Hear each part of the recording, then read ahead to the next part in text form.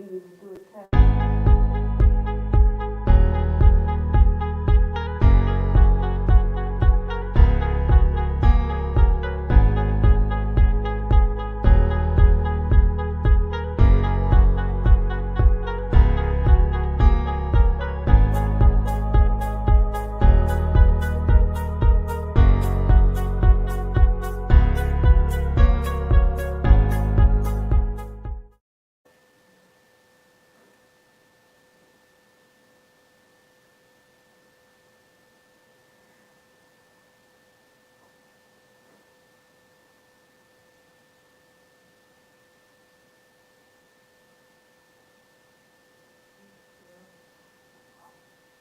morning, Sangha. Before we get started with our Dharma teaching,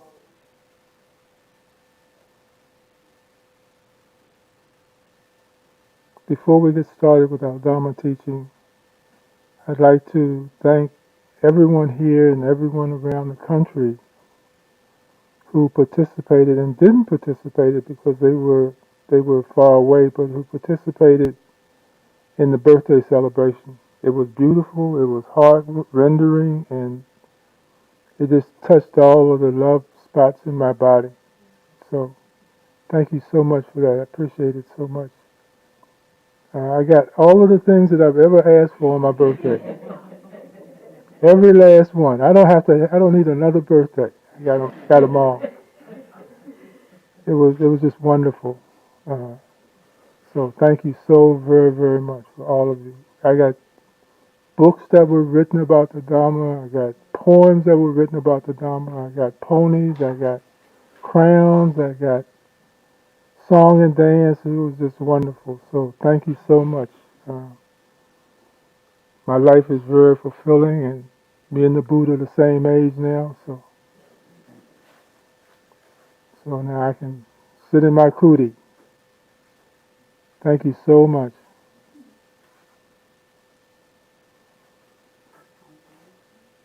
Mm-hmm. Mm-hmm.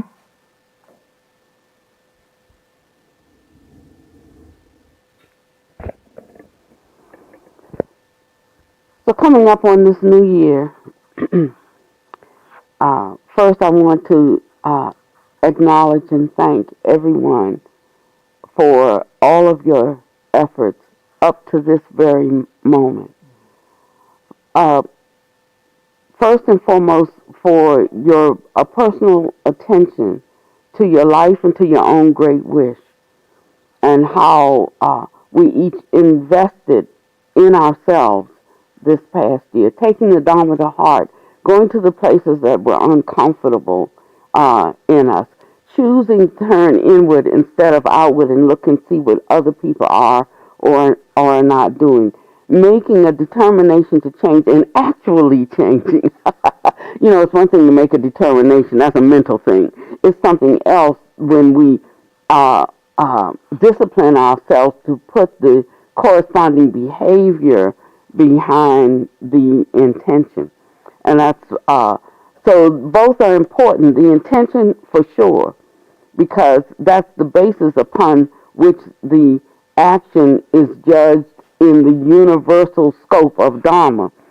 But then carrying out the intention is the other part of it. And without both parts, one is found lacking, and one therefore causes oneself suffering and causes other people to suffer too.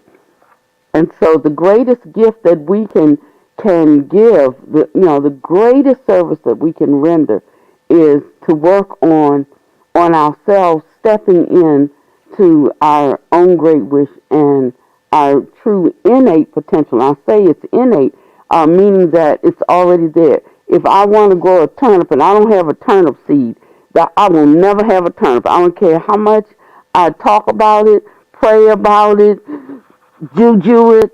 I will never have a turnip plant without a turnip seed. So in order for us to be able to come into the fullness of the measure of the stature of beings we desire to be, the seed has to be there.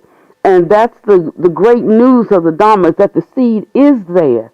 but it's a matter of us watering it in the proper amounts at the proper time. It's a matter of ensuring that there is enough sunshine. I could even say joy and happiness. That there. It's making sure that there is the rain. And a lot of times we don't like the rain. Like, don't rain on my parade, but the rain provides something necessary, provides a certain nutriment. If one could hold suffering in that way, or the things that make us unhappy, and see that they have a place in our deliverance, in our self-deliverance, in our own awakening. And so a lot of us, particularly through our Western psychological training, is to not see the benefit in the suffering. But the Buddha said suffering should be known, and so we try to cajole people. We try to soothe people. We try to make them feel better, But the Buddha said, no, you need to stay right there with that suffering until you penetrate it through and through. And it's like a person who comes out of a codependent relationship. Once they recognize what that is, they'll run far from it, in the future, not to be in it again. And so the reason we keep stepping in the same holes is because we have not fully penetrated suffering. And so this is not a beginner's path. That's what the Buddha said. He said, my Dharma is for those who have little dust in their eyes. The problem is that we have so much self-pride and conceit, particularly in the West. Like we're the greatest country. We're the smartest. We're the everything, and we're so individualistic. So my view is the view that we have difficulty. We even think that to be humble is to be weak. And because we have these kinds of views, it's very difficult for us to really hold the Dharma in an impartial way, because we get offended by what it says about us. When the shoe starts to fit, and the shoe starts squeezing a little too tight, we just back up. Well, I think so and so, and our thoughts then begin to establish how we will accept or hold the Dharma. And so he said, this is for the person who has little dust in their eyes. And so we have many people with a lot of dust in their eyes trying to teach people with a lot of dust in their eyes, and we rather discuss, talk about, make a claim for our view, justify all of these kinds of things. You don't have to justify to me. You like yourself and go right ahead, keep on with it. He's not trying to change anybody. He's not trying to make anybody go in a different way. It's when the suffering has become unbearable enough for you, then you really look for a path of escape. Up until that point, what's his name wrote a song. He said, put on those sad songs, because sad songs say so much. We just be singing it because my dog died, my boyfriend left me, and we just put on those sad songs, and we be singing those sad songs like they're our best friend. And so the Buddha understood that this is the nature of ignorance. He's not talking about human nature, because he says we actually have a different kind of nature, but we don't know that we do. And because we don't know that we do, and we ask not the sages, but we ask our friends, what do you think about what the sage said? And the friend who's in the hole says, come down here with me. And you say, okay, yeah, I think this is a little better, don't you? Yeah. And so we end up not being able to step out when, it's like I would say all the time, there was a lady who came, and she loved Panyadeepa. She loved to hear him give a Dharma talk. And if she came in and I was the one giving the talk, she started rumbling in her pocketbook. She'd be going for chewing gum, unwrapping, crinkling the paper. She'd get her keys, not going anywhere, but just get her keys jangling, and she would be creating all this disturbance, And I said, one more time, and I'm going to speak to that. And Pani Deepa said, go ahead. And so, this was a long time. This was like more than a year of doing that. A very long time. And so I said, okay, so patience is not working. So we'll have to speak to it. So I just stopped right there, and she's a very proud woman, and she wasn't used to anyone, speaking to her.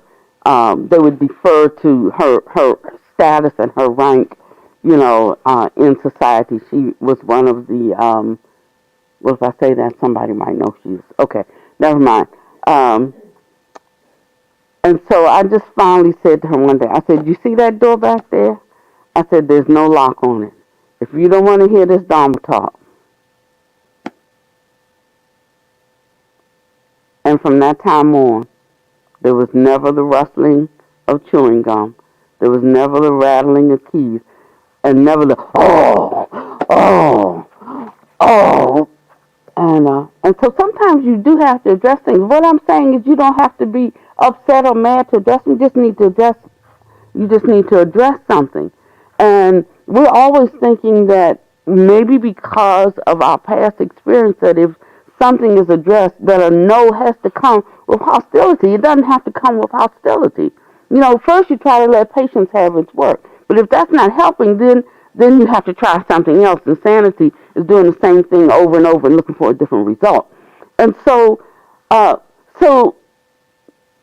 been reflecting now. It's 20 years that Pani Deepa and I have been in this ministry and in this practice. And I'm thinking about what the Buddha said. He said, my Dharma and my discipline is for those who have little dust in their eyes. And for the rest of them, they said, we like all this stuff you say, but we just don't want to do that. We like all of this you say, but we want to keep that. We like all of this you say, but we really believe that. He said, fine, I'll give you a Dharma. Just keep the 5 precepts. Don't kill, don't steal, don't commit adultery. Kind of keep your senses reeled in, don't lie, and don't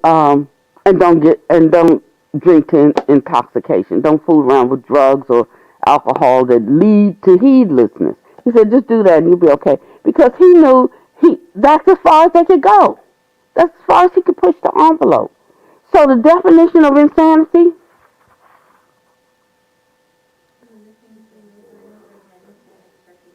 or another way you could say that is trying to push people further than the envelope can go. It'll fall off the table. Or you'll just frustrate yourself. And so our time is getting short. I'm 70 and he's 80. And this year, there's going to be a difference in how we present the Dharma and what we offer to who. Because we should let people be happy with whatever makes them happy. We should only encourage a person to go as far as they want to go. We can say there's more, but if you don't want to step in the door, that's perfectly okay. Accept you 100% right where you are. Not making a claim for it, not raising an argument for it, no defense for it. And just let everybody be where you want to be. You can choose your seat and sit down. And I'm saying this up front because I know I'm going to get the letters when certain classes are offered and people apply and they're not accepted for that class. I don't want your feelings to be hurt. But if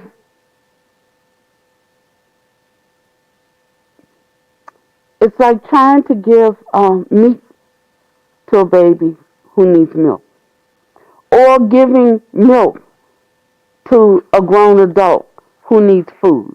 So some need more and some need less. This is where it gets fine. You can't have the masses and do this. You can't have 100 people in your assembly and do this. Because it's impossible for one or two or three people to take care of that many people. Many of the masters who came, the greatest ones, we never met them, never even heard of them, because they only took one student. And they felt to pour everything they had into that one student was worth their whole life. But we like numbers, you know. We like numbers, so like you're more a bigger teacher if you have more people. But if the people aren't growing and developing and reaching their full potential, oh, then one should be ashamed. One should step back and take note, should examine oneself. So I'm asking you this year to examine yourself and I'm examining myself. And in this way you can see, although we're doing self-examination, it's not personal at all. But it is seeing with clarity. People who want to stay close, I want to hold them close. People who want to move back, I want them to move back. It's not personal. It's allowing each one to be where they feel that they can be, and they can do that in comfort. And each will get what they're looking for. Look for a little, you'll find a little. Look for a lot, there is a lot. So this is our grown-up year, where we stop playing Dharma Center. And I'm so glad that this is coming. You know, and it's coming for me at a tenuous time. If we think that 2021 is going to be business as usual in Buddha land, then we have no clarity and we have no insight. If we think that we're going to just continue in the ways we have with this notion of practice, this is not practice, this is our real life. This is our real life. And it's a precious life. So this is not a self-development course in the way we think of it. It's not a practice in the way we think of it. It's not techniques and rituals in the way we think of it. But it's refining the spirit of man to be the highest and the best that they can be. It's when we stop playing. When we stop finding something to fill the afternoon. You know, when we first started this center here in North Carolina, our first students were all people who were in AA. And they'd been in AA for a long time. So they were used to going somewhere and, you know, sitting around in a circle and saying, hi, my name is Bob, and, you know, I'm an alcoholic, and then sharing something they wanted to share. And they liked, you know, and they liked that. So when they first started coming to Dharma, they were looking for the same thing, someplace to go every day where they could have some association and relationship with each other, and like a feel-good place and that sort of thing, you know. That's what they thought the Dharma was. And when they started finding out what it really was, like, oh, wait, this is not a replacement for AA. And so we should know what the Dharma is. And we should know, when I was searching, I had felt that I had, in my spiritual faith, I felt that I had reached the glass ceiling where I was. And I was a Christian. I still am. But not because I believed something that was written in a book, but I put as much of it to the test as I was able, and I came to know something directly, by direct experience. That's why I know certain things. If we have a conversation about it, that's just talk. Some may know, some may not know. Some may just go by what they believe, what they heard, or what they don't believe. I don't care. I don't care about any of that. I know through direct seeing what in that was true. And so I don't have a conversation with people who have not had a direct experience, you know, because it's like trying to explain blue to a blind person. How are you going to do that? No way to do it. Buddhism, the Dharma, the teachings of the Tathagatas, it's the same thing. Otherwise, we're just talking unless we've had a direct penetration of truth. And if we're not looking for that, then we will never encounter it. It doesn't like come and blindside you. You know, you have to be looking for it. And putting the actions behind. You know, we had, this is not a sad way. I can tell you that. We had, was it 4 nights? 4 nights of 12-hour meditation from 6 p.m. to 6 a.m. Now, you know, we were coming up on the holiday season. We had a lot of things we had to do. We had to plan for Panyadeepa's birthday party. And I can tell you, it's not everything that meets the eye because I couldn't move. Every time I went to a room, it was Panyadeepa. Is there anything I can help you do? The closer it got to his birthday, I was not looking in the dressing room. I wasn't looking in the closet. but it was like, what you doing? Can I help you with something? You know, just nosing around. He doesn't appear to be nosy, but he has a way of looking. And I was like, no, would you stop following me around? I couldn't get anything done at the Hermitage. I would have to text her, sister, I can't do it right now because Panyadeepa's hovering. Now, he'll say he wasn't hovering, but I'm just saying he was more helpful, seeking to be more helpful and attentive during this time.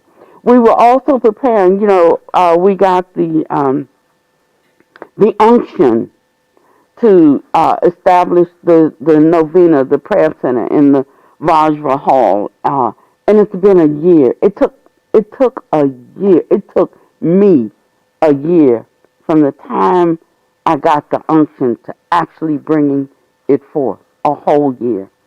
Nothing should take that long, except that you're unfocused. When the sound is made, one should move immediately. Now I move immediately, but then I slow down and sometimes I fragment. You know, doing too many things at one time. So this year, I'm taking things step by step. I'm only moving by the unction. There's some things I would like to do, but there's some things I get a charge to do. And when I get that, I'm moving with that. And so these are the kind of changes. You know, we talk about reflecting, you know, on how we want the new year to be. But you can't look forward without reflecting back. So I'm looking back, not on, we talk about the blessings of the previous year, things to be grateful for. And yes, some of us need that. But I think for the level of engagement we have in this life, we need to be looking at what we want to do differently going forward. You know, so that takes a reflection of last year. And what we say we don't want to do, just don't do it. And what we say we don't want to have, don't have it. And what we say we do want to do that thing. And what we say we do want to have, get it. Don't be wishy-washy, flaky, back and forth. I want it, I don't. I want it, I don't. Make a decision and do that. And we will see the capacity and the power we have to walk in our own aspiration. We don't think we have it, but we have it. And so the Buddha gave us specific instructions on how to train, not train in a general sense, but how to train ourselves. And these are the things that we share, or we call it the Dharma, you know. But it's really how to look deeply into ourselves in a very impersonal way, just seeing cause and condition, and knowing that every cause had an intention, and peering until you can actually see your intention in something, or see what is the underlying, the root cause, what is the fear that is there, or what is the anger that's there, or what is the grasping that is there, because you can't uproot it until you can see it. But once one sees it, one knows that there is hope for me, because this is not a defect in me. This is an obstacle in my way. There's a difference between a defect, being defective, and having a stumbling block. A stumbling block, you can go over it, you can go around it, you can go under it, you can barrel through it. But a defect is different. A defect is a lack, where there is not the capacity. And so many times in our life, we look at these things and we consider ourselves defective. He said, that's the first wrong view right there. Now, I can only say that so many times. And after that, if you want to keep thinking, I'm defective, I'm not going to argue with you. I don't believe it. I don't hold it. But if you want to, then you can. So we're not going to have any more talks about, like silly me, stupid me. Oh, I'm just so... we're not having that conversation this year. We've had that for years. Not having that conversation. How wonderful this is that we finally get to graduate or we get to pass to another grade. Who wants to stay in the same grade year after year after year? And somebody says, you're really growing, but we staying in the same grade. So I'm going to be honest. I'm going to be honest with myself. I'm going to be honest with you. This is my love for you. I know we can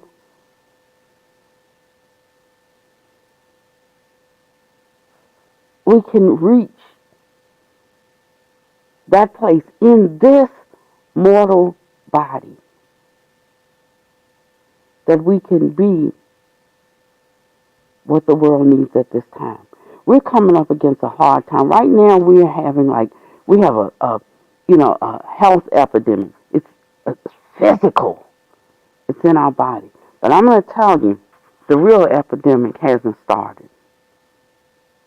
It's the ravages from this combined, and that's just the last domino that's causing the whole thing to collapse. From social injustice on racism. We have no lack of woes in this country where we are. So this is just the latest thing. But one thing's just going to finally tip the scales. There's going to be a lot of stress-related illness. And so we're not going to be able to just come sit in our little Dharma halls, meditate for 45 minutes, bow out. We're not going to be able to just talk what we don't even know about, just talking some Dharma stuff because that sounds so cool, about being unattached, when it's not that we're truly being non-attached to things, but we're just being detached. We're not going to be able to have centers where the elite few can go, because we do our practice 3 times a week on Tuesday, Thursday, and Sunday for an hour. Or because we go once a month to a retreat center for 3 days at $100 a day. This is not going to be a practice thing, but a way of life. And a way of life runs with every breath, 24 hours a day. Who is it that you really want to be? Not just what we talk about, but how we can step to that. how we can step into it and truly live the life of one who cares about every other being in this world. If I care about one person, I have the a one person stature. But if I care about 1,000 people, I have the stature of one who cares for 1,000. If I care for 100,000, if I care for a whole world, if I care for a whole world system, see, our worth and our value is not in the one-on-one, what I have for me, but it is how I see myself as an integral part of every person in the whole universe. That type of vision, that type of union, that type of unity. And we're going to be called to look and measure and establish standards different from what we have established before. Not how much I can amass for myself, but how much I can share with others. It's a call for a new time.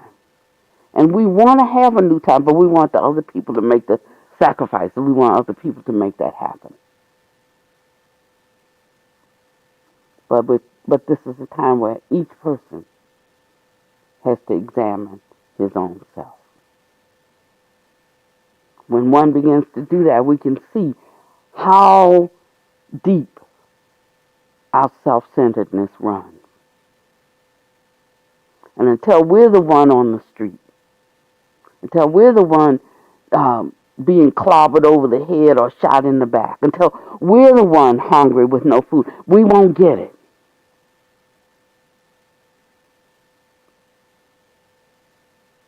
Unless we're willing to look this deeply. He said, then you can get it. You don't have to stick your hand in the fire to know that it burns. When one is tapped into the heart of another, one can feel the other's pain. And when one is tapped into the Dharma, they can know the way out, the way of escape for that pain. And they can point one, but only if they can walk it themselves.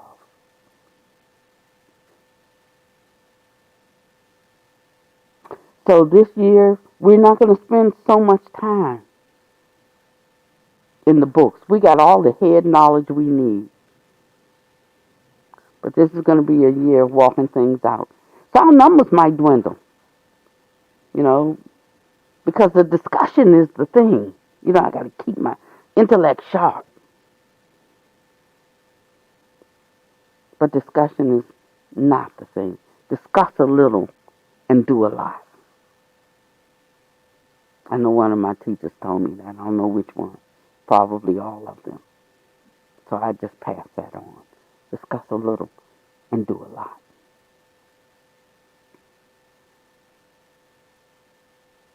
Almost everything in spiritual language is the opposite of how we understand it in worldly terms.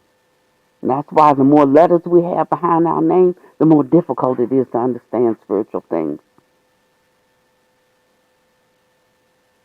Because the world has a way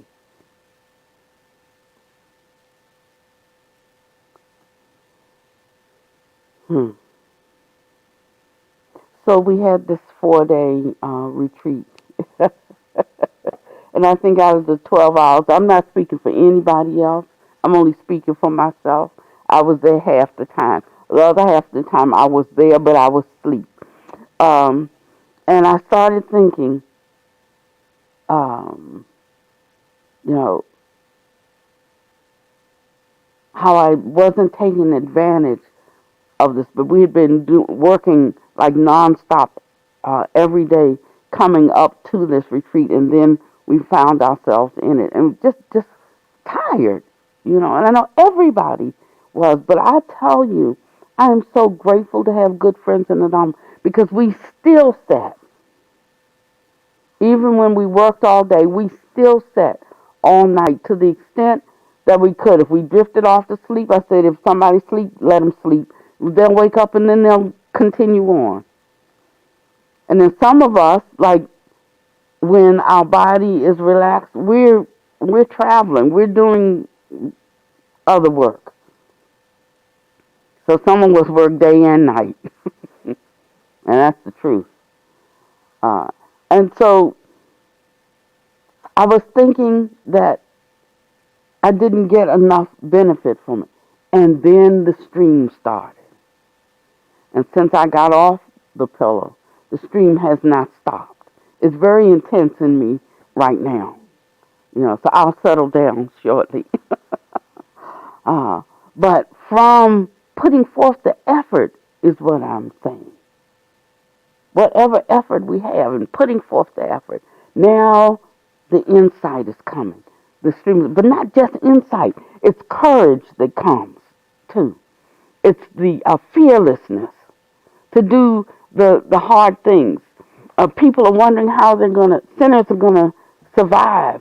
I'm not looking at how is the sinner gonna survive. I'm looking at what changes are we gonna make to be ready for people. That's what I'm looking at. And if I step into that, if we step into that, it's not a matter of whether the center survives. It will survive in the right form if we step to the right things.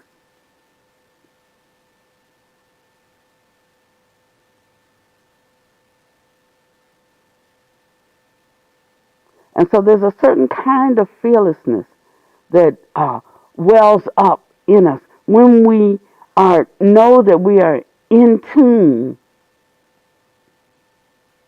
with the wisdom that is flowing throughout this universe. But you got to have ears to hear, and you have to have eyes to see. So this is our year of decision. Actually, right now, this moment is when we're making a decision. How wonderful to know it is that I make my own decision, that we're not victims of circumstance, but that we make our own decisions. Because then we can be fully accountable for what happens in our life. We can be fully accountable for how we handle what happens in our life. Since our karma's all mixed together, so it's like they used to have a saying, lay down with dogs, get up with fleas. And that's a harsh saying. It's a hard saying. But it's the truth, I mean, it's not personal. It's nothing against the dog. And so we have to be careful where we sit, where we lay, where we go, and what we do. Make sure it's in line with your own values and your own great wish.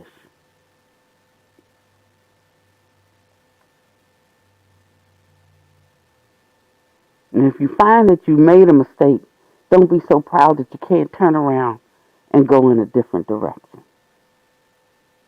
thinking that it's too personal for somebody to know. It's not personal. And when we get used to making those kinds of decisions, life becomes easy for us. We can win or lose.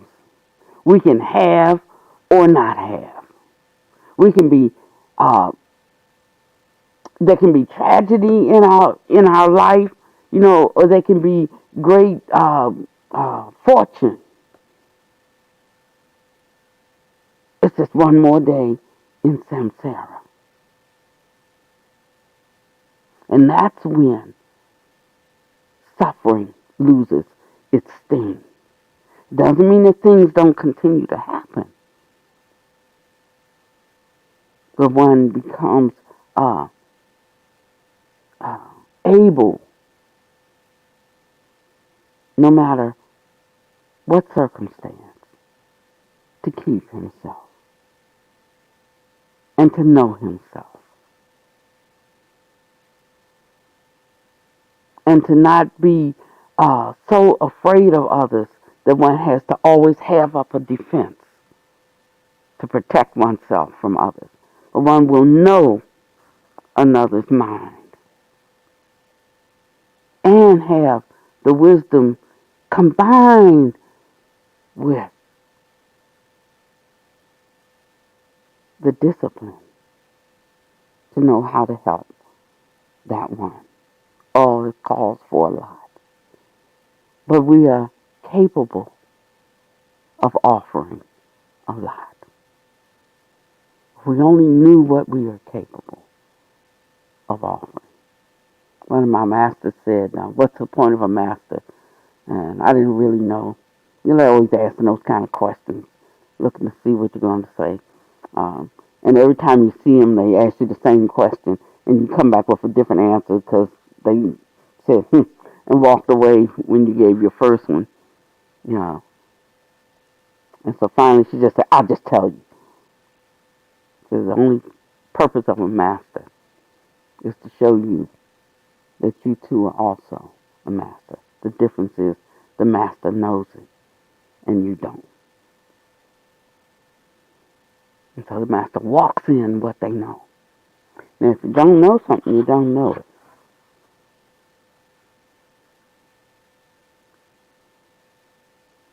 And the way that we come to know, the Buddha said, is not to take his word for it, but to actually try it. He said, take it as a hypothesis, as if it is true, and put it to the test and see if it works. And then you'll know. So this is a year of putting the Dharma to the test. We need to come to some conclusion about this. It's true or it's not. The practices work or they don't.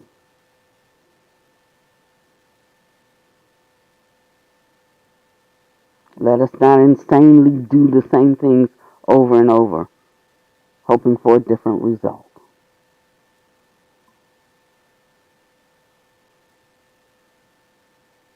Let's not play Dharma circle. They always tell us, let's not stop playing church. Mm-hmm. Let's grow up. I remember when I got my first apartment. I didn't have any money for furniture. I didn't have money for a bed. I had a piece of foam on the floor and a red bean bag. And I painted the walls black. Got put out of that apartment right away. As soon as the landlord came in and saw those black walls. It was a thing back then, in the late 60s. But I was so happy to have my own apartment, be out of my mother's house, telling me what I had to do and what I couldn't do, which were some things that she herself did. But like she said, I got mine, you got yours to get.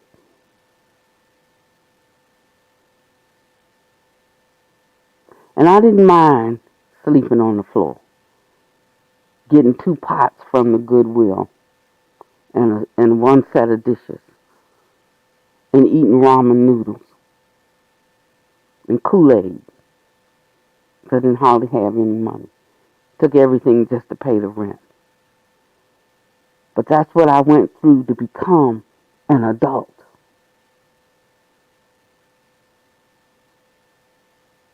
At 20, I wanted to be 20. Not 35, acting 16. Not 50, acting 15. Not 70, acting 13. I wanted to come up into knew it was something that I could step into to find my true self. And this is the opportunity that the Dharma offers us. We finally got the novena going, and I think tonight, we'll be able to do something different with the sound so that you can actually hear the ceremony.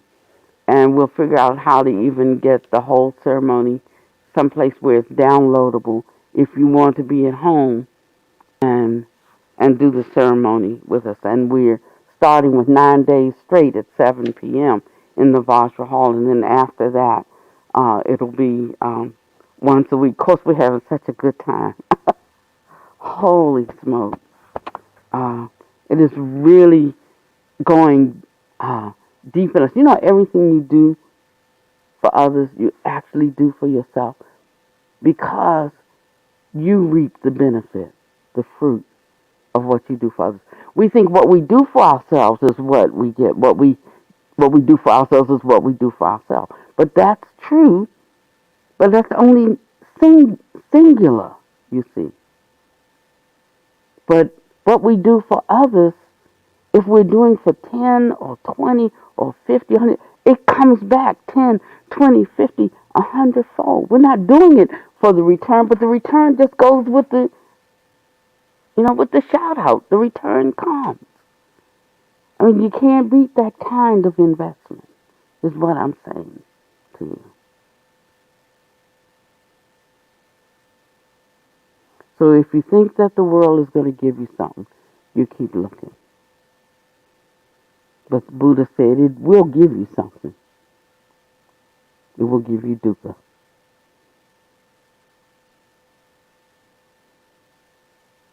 We are the nature to grow old.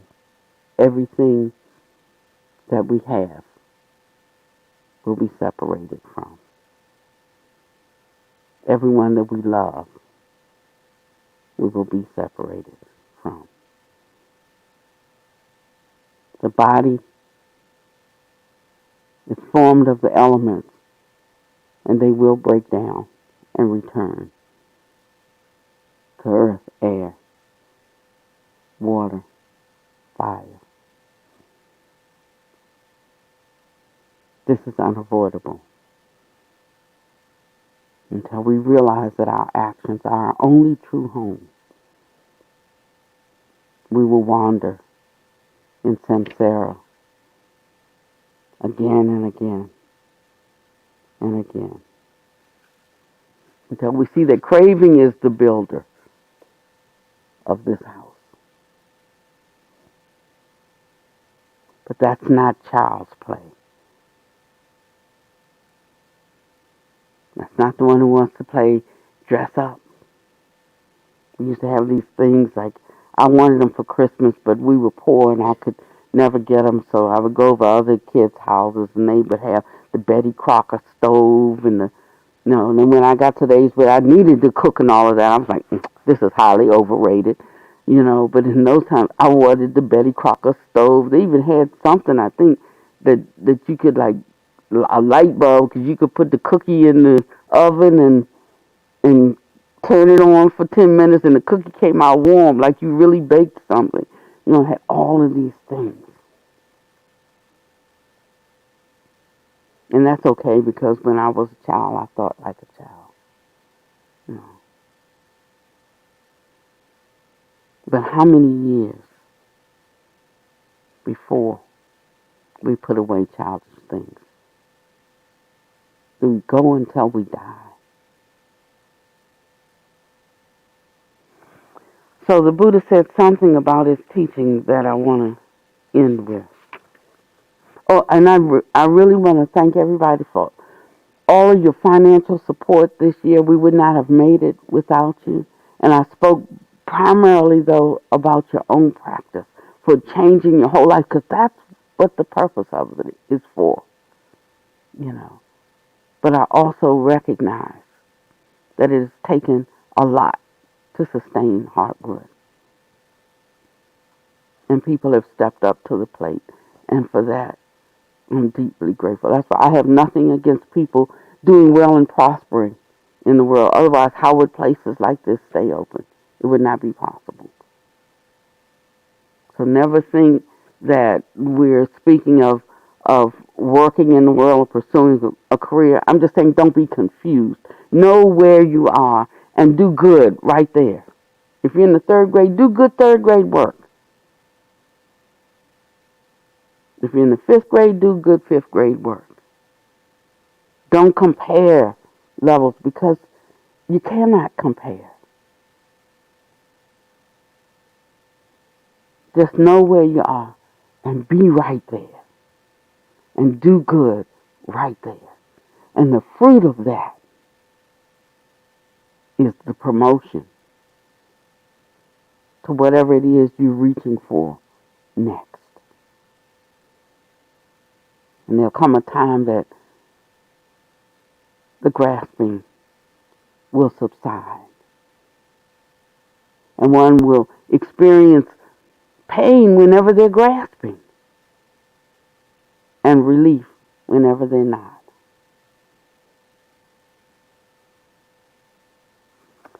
So he said in his discourse, hmm,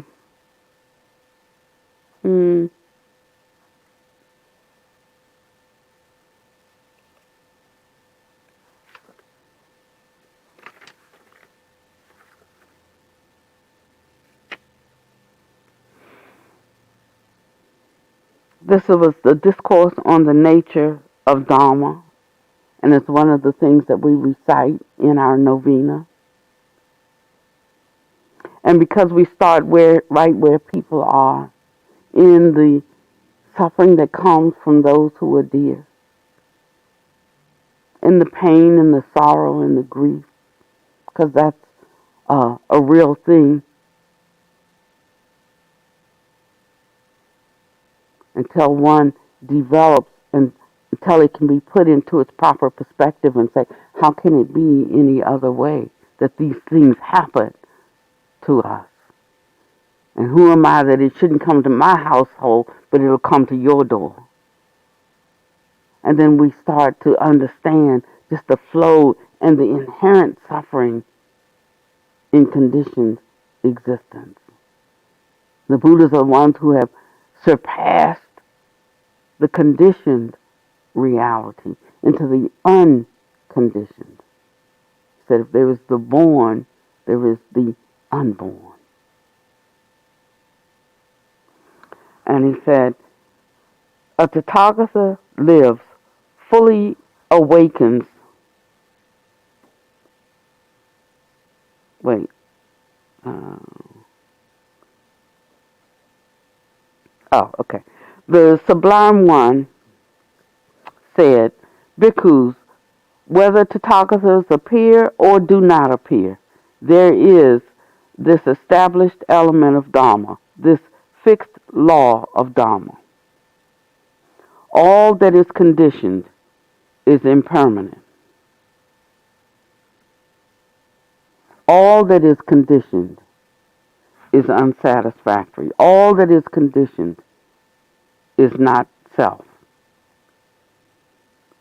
or has no inherent permanent existence. In other words, everything is constantly changing all the time. So we can just ping pong back in our mind. I like this, I don't like that. I like this, I want this, I don't want that. I want to do this, I don't want to do that.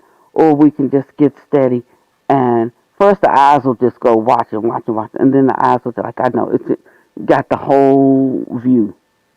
And one can remain steady and unmovable no matter where the ball is pinging. And that is the freedom. Not just the freedom from the dukkha, but from the realm of rebirth that are caused by the ignorance. And he said that whether Tathagata appears or do not appear, there is this established element of Dharma, this fixed law of Dharma. And a Tathagata fully awakens to this, fully awakens to this. and fully understands it. Fully understands it. So awakened and thus understanding, he announces it. He points it out, declares it. She establishes it, expounds on it, explains and clarifies it. That is the teaching. To establish, to expound upon, to clarify, to make plain what is true. There are times that we need to be cradled. We need to be wrapped in diapers. We need to be fed pablum. We need to be held and sheltered. We need to be protected. There are times we have to stand against the bully. We have to get out and walk to school by ourselves. There are times that we have to stand up and speak for ourselves. There are times that where are you in your life? Know where you are and be where you're supposed to be. That's all I say. That's what this teaching is. And if you're looking for anything else, you'll be dissatisfied in this. So I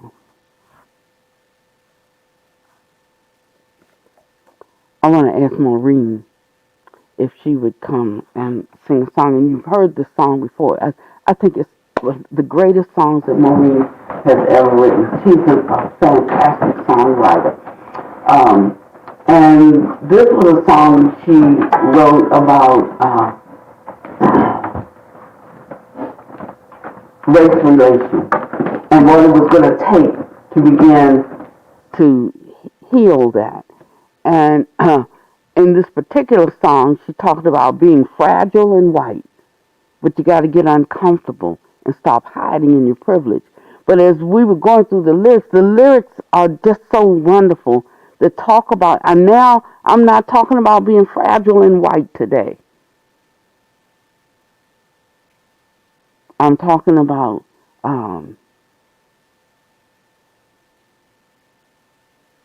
being fragile in our humanness.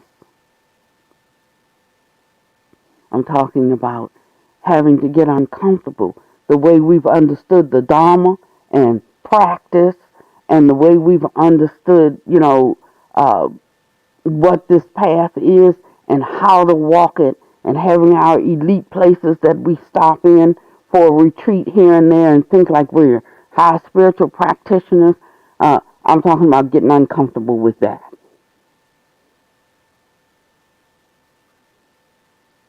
That will allow the scales to fall from our eyes, and we will truly see the suffering in the world, and we'll be concerned about the suffering in the world. And we will have the strength, the charge, the determination, the love, the compassion to be a part of the healing of humanity. Humanity. And not just humanity. Many other beings in the universe. We have animals, we have hell realm beings, we have terrestrial beings, we have devas, we have... But first, it takes knowing who we are through the lens of the Dharma.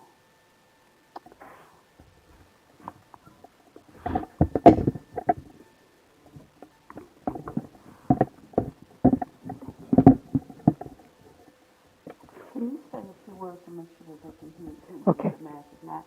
You can take that off and I'll just move. Okay. So can you all hear all right? Do we need to remove the mask? I mean, on the, I'll say radio land. We're good? Can I give a thumbs up? Okay, we got a thumbs up. Here we go.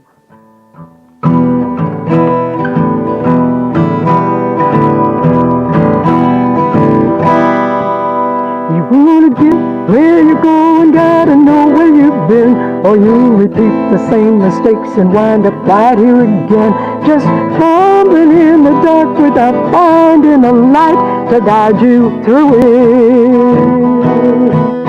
You gotta look for the truth to make things right in uncomfortable places.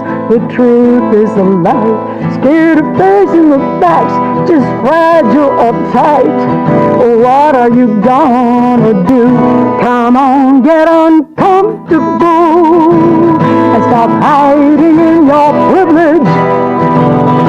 Come on and be vulnerable. And take a long, hard look at this scrimmage in the name of we've been way too attained in spite of all that's been done. It still remains good for me. Take the courage on, friends. Yeah, and let's get to it. Come on, get uncomfortable and stop hiding in your privilege. Come on and be vulnerable and take a long, hard look at this scrimmage in the name of self. There's been way too much pain in spite of all that's been done. The status quo still remains. Quit your running, quit your hiding, break the cultural chains. Uncomfortable, yeah, that's the way we gotta do it. Conversations where you really don't know what to say. Just keep on listening. Yeah, keep on listening. Ask the question, what would progress look like today? Then hear what wisdom says. And keep on listening. Come on, get uncomfortable and stop hiding in your privilege. Come on, let's be vulnerable and take a long, hard look at the scrimmage in the name of self. There's been way too much pain in spite of all that's been done. The status quo still remains. Quit your running, quit your hiding, break the cultural chains. Uncomfortable, that's the way we gotta do it. Uncomfortable, yeah, let's stop hiding in our privilege. Come on, let's be vulnerable and take a long, hard look at this scrimmage in the name of itself. There's been way too much pain in spite of all that's been done. The status quo still remains. Quit your running, quit your hiding, break those chains. Uncomfortable, yeah, that's the way we gotta do it. Come on, get uncomfortable. That's the way we gotta do it. Come on, let's get uncomfortable, and I'll help you through it.